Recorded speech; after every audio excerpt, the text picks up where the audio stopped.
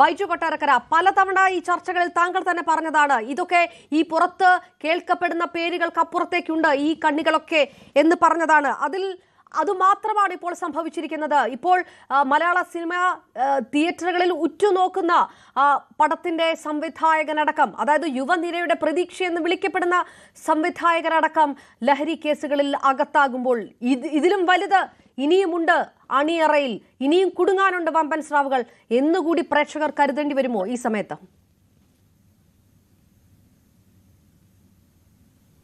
ശരിക്കും ഈ മലയാള സിനിമാ രംഗത്ത് ഇത് പിടികൂടിയിട്ട് കാലം കുറയാണ്.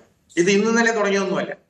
കഞ്ചാവിനെ മഹത്വവൽക്കരിക്കുന്ന അല്ലെങ്കിൽ ലഹരിയെ മഹത്വവൽക്കരിക്കുന്ന സിനിമകൾ വരെ മലയാളത്തിലുണ്ടായി. അന്നൊന്നും ആർക്കും ഇതൊന്നും പറയണ്ടായിരുന്നു, ചോദിക്കണ്ടായിരുന്നു. അതിങ്ങനെ ലൊക്കേഷനുകളിൽ വളർന്ന് കാരവൻ സംസ്കാരമായി. ഈ കാരവൻ സംസ്കാരമായപ്പോൾ സ്റ്റീം എഞ്ചിനിൽ കയറുന്നതിലും കഷ്ടമായിട്ടാണ് കാരവനിൽ ഇരിക്കേണ്ടി വരുന്നതെന്ന് പല നടീനടന്മാരും പറഞ്ഞിട്ടുണ്ട്.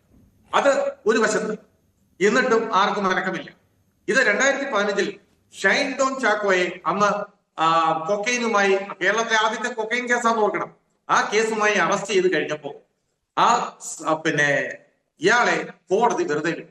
ഈ വെറുതെ വിട്ടതിന്റെ ജഡ്ജ്മെന്റ് ഒന്ന് വായിച്ചു നോക്കിയാൽ വളരെ വ്യക്തമായി ആ ജഡ്ജ്മെന്റിൽ പറയുന്ന ചില കാര്യങ്ങളുണ്ട്. അതിനകത്ത് പോലീസിന്റെ അനാസ്ഥ, എക്സൈസിന്റെ അനാസ്ഥ എല്ലാം വളരെ വ്യക്തമായി അതിനകത്ത് പറയുന്നുണ്ട്.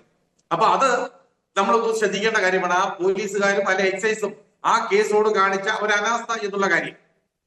അതിനുശേഷമാണ് ഈ ഷൈൻ ടോം ചാക്കോയെ, അതേപോലെ പ്രയാഗ മാർട്ടിൻ, ശ്രീനാഥ് വാസി ഇവരെയൊക്കെ എക്സൈസ് ഒരിക്കലും പിടികൂടുന്നത്. ആ സമയത്ത് വീണ്ടും ഇയാളെ കുറിച്ച് കുറെ ചർച്ചകൾ വന്നു. ഷൈൻ ടോം ചാക്കോയെ സിനിമയിൽ നിന്ന് മാറ്റി നിർത്തണമെന്നൊക്കെ ചർച്ച വന്നു. ലൊക്കേഷനുകളിൽ ലഹരി പരിശോധന നടത്തണം എന്ന് വന്നപ്പോ മലയാള സിനിമയിലെ ഏറ്റവും വലിയ, അല്ലെങ്കിൽ മലയാള സിനിമയിലെ ഒരു സംഘടനയായ ഫെഫ്ക എന്ന സംഘടനയും അതിന്റെ സാരഥികളുമാണെന്ന് പറഞ്ഞത് ലൊക്കേഷനുകളിൽ ഒരു കാരണവശാലും പരിശോധന നടത്താൻ പാടില്ല, ഞങ്ങൾ അതിനെ ശക്തമായി ചേർക്കും എന്ന് പറഞ്ഞ ആളുകളാണ്. അന്ന് നിർമ്മാതാക്കളുടെ അസോസിയേഷനിൽ പല ആളുകൾക്കും ഈ സർക്കാരിന്റെ അഭിപ്രായത്തോട് സത്യം പറഞ്ഞാൽ അവർക്ക് അനുകൂലമായിരുന്നു.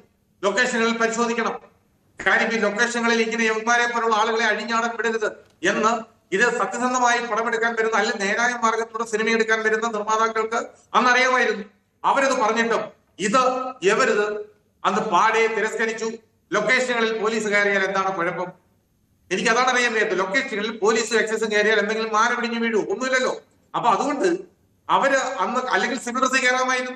അന്ന് പോലീസോ എക്സൈസോ കയറാതിരുന്നതിന്റെ ഫലമാണ് ഇപ്പോ ഈ അനുഭവിച്ചുകൊണ്ടിരിക്കുന്നത്.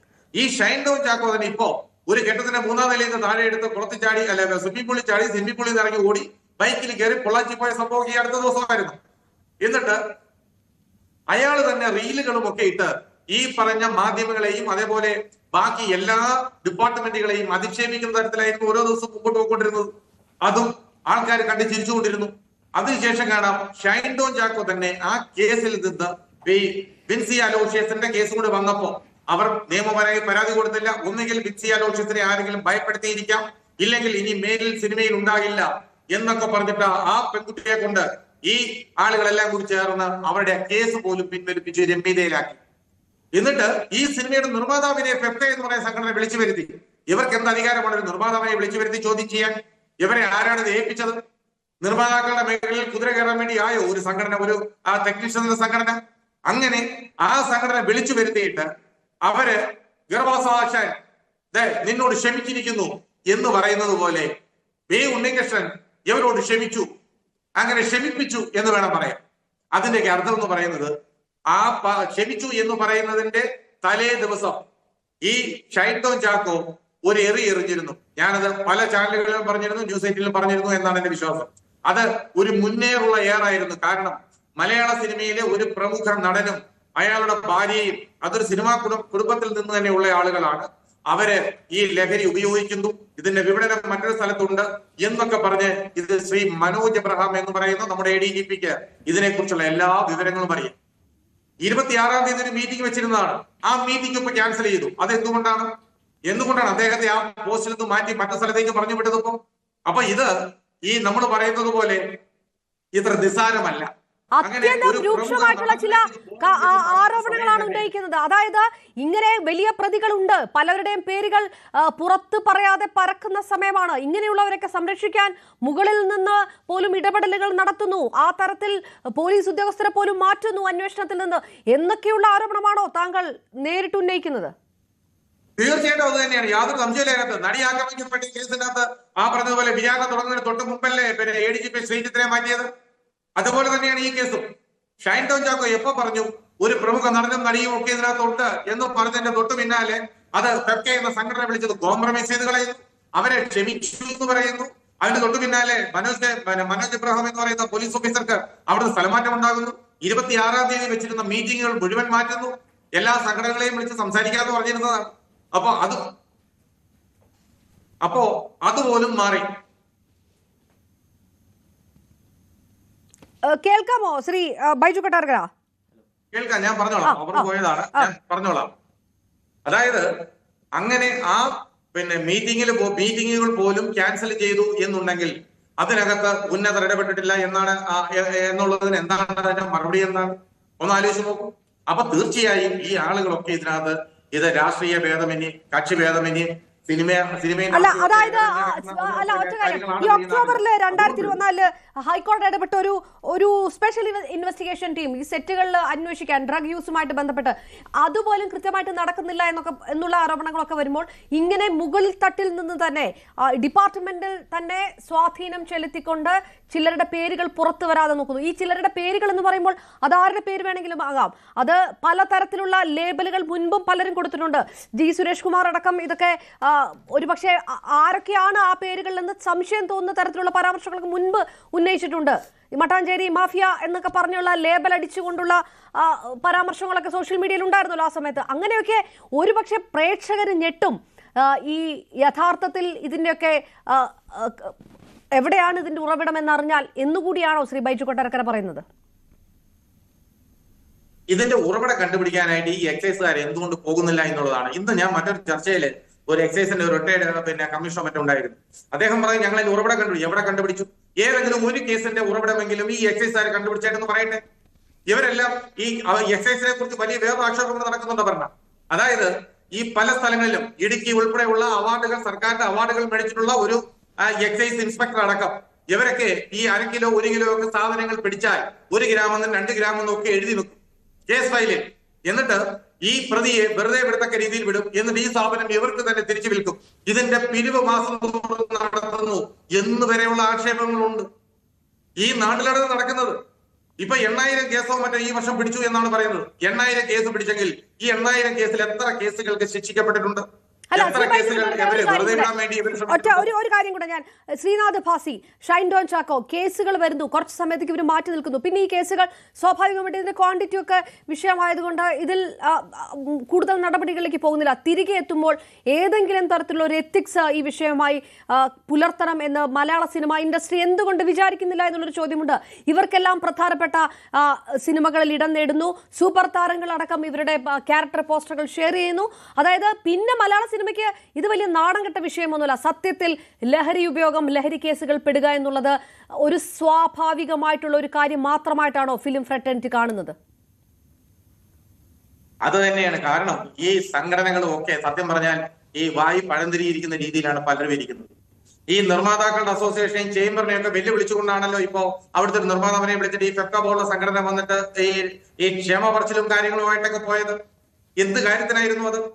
ഇവരൊക്കെ ഇല്ലേ എല്ലാത്തിനും തടയിട്ടുകൊണ്ടിരിക്കുന്നത്. ഇവിടെ ഷൈൻ ടോം ചാക്കോയും ശ്രീനാഥ് ഭാസിയെയും സിനിമയിൽ നിന്ന് മാറ്റി നിർത്തുന്നു എന്ന് പറഞ്ഞത് കഴിഞ്ഞ പ്രാവശ്യം അങ്ങനെ മാറ്റി നിർത്തുന്നു എന്ന് പറഞ്ഞ സമയത്താണ് ഈ പറഞ്ഞ വി ഉണ്ണികൃഷ്ണൻ തന്നെ ഈ ഫെഫ്ക അന്ന് പറഞ്ഞിരുന്നു ഇവരുടെ ഒരു പ്രാവശ്യം ക്ഷമിച്ചേക്കാം. എന്തിനാണ് ക്ഷമിച്ചതെന്നറിയാമോ?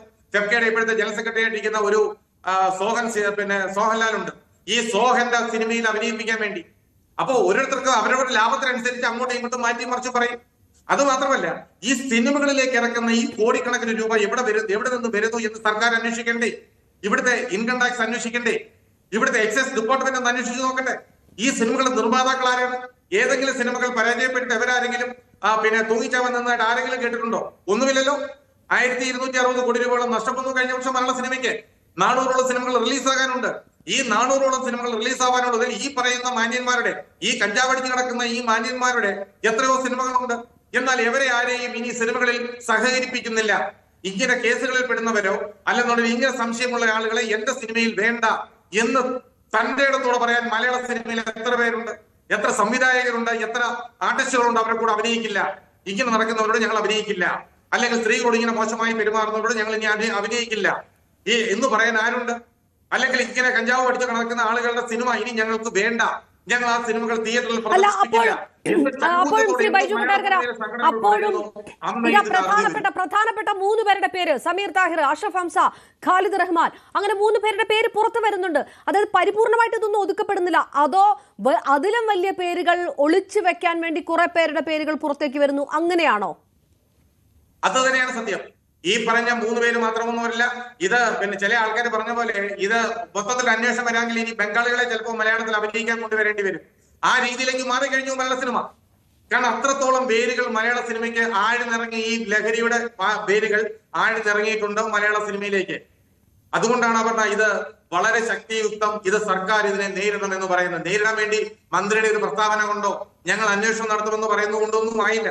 ഇതിന്റെ വേരിറക്കണമെങ്കിൽ ഈ തുടക്കം മുതൽ ഒടുക്കം വരെയുള്ളവനെ ഇത് കയ്യാമം വെച്ച് ഇവനെ നിയമത്തിന്റെ കീഴിൽ തന്നെ കൊണ്ടുവരണം. അല്ലാതെ ഇവരോട് ക്ഷമിച്ചു, ഇവരോട് സഹിച്ചു, ഇവൻ നല്ലവനായി വരട്ടെ, മറ്റവനെ ഡി അഡിക്ഷൻ സെന്ററിൽ കൊണ്ടിടാം.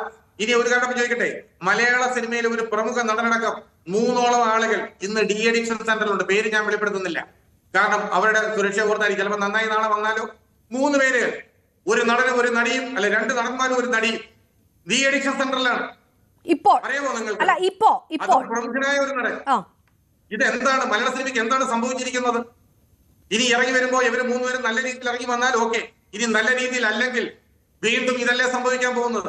ബൈജുകേട്ടൻ ഒറ്റ കാര്യം കൂടെ മറ്റുള്ളവർക്ക് പോകുന്നതിന് മുമ്പ്, ഈ മലയാള സിനിമയിൽ വളരെ പ്രധാനപ്പെട്ട ചില ചിത്രങ്ങളുടെ നിർമ്മാണവും ഷൂട്ടിങ്ങും ഒക്കെ ഈ ലഹരി കേസുകളുമായി ബന്ധപ്പെട്ട് മുടങ്ങിയിട്ടുണ്ട് എന്നുള്ള ചില വിവരങ്ങൾ ഉണ്ടായിരുന്നു. പുറത്ത് പറയുന്നത് മറ്റ് കാരണങ്ങളാണ്, പക്ഷേ യഥാർത്ഥത്തിൽ സിനിമകൾ മുടങ്ങിയിരിക്കുന്നത് ഇത്തരം കേസുകളുമായി ബന്ധപ്പെട്ടാണ്. അങ്ങനെ ചില വിവരങ്ങളൊക്കെ പുറത്തു വന്നിരുന്നു. അതൊക്കെ സ്ഥിരീകരിക്കാവുന്നതാണോ?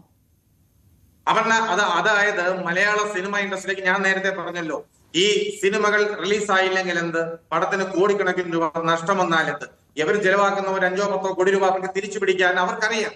കാരണം 100 കണക്കിന് കോടി രൂപയുടെ ബിസിനസ്സാണ് കേരളത്തിൽ നടക്കുന്നത്. അത് സിനിമ ഇൻഡസ്ട്രി വഴിയാവുമ്പോൾ ഇവർക്ക് ഇത് എളുപ്പമാണ്, ഈ കച്ചവടം നടത്താൻ എളുപ്പമാണ്. അതുകൊണ്ടാണ് ഇവർ ഈ പണം ഇറക്കുന്നത്. പണമിറക്കുന്നതിൽ ഡ്രഗ്സ് മാഫിയയുടെ ബിനാമികൾ ഉണ്ടോ ശ്രീ ബൈജു കൊട്ടാരക്കര? പണമിറക്കുന്നതിൽ 100% ഡ്രഗ്സ് മാഫിയയുടെ ബിനാമികൾ മലയാള സിനിമയിൽ പിടിമുറുക്കിയിരിക്കുന്നു. ഇവര് സിനിമകൾ നിർമ്മിക്കുന്നു. ഈ പറയുന്ന അല്ലെങ്കിൽ ഇന്ന് ഈ സിനിമകളൊക്കെ നിർമ്മിച്ചിരിക്കുന്ന ആളുകളെ ഒന്ന് എക്സൈസ് ഒന്ന് അന്വേഷിച്ച് നോക്കിയാണ്ട്, അല്ലെങ്കിൽ പോലീസ് അവരെ വിളിച്ചൊന്ന് ചോദ്യം ചെയ്യേണ്ട രീതിയിൽ ചോദ്യം ചെയ്ത് നോക്കട്ടെ. അപ്പൊ വിവരം അറിയാം. ഈ നിർമ്മാതാക്കൾ, അങ്ങനെയുള്ള നിർമ്മാതാക്കൾക്ക് സത്യം പറഞ്ഞാൽ ഇത് എല്ലാവർക്കും അറിയാം.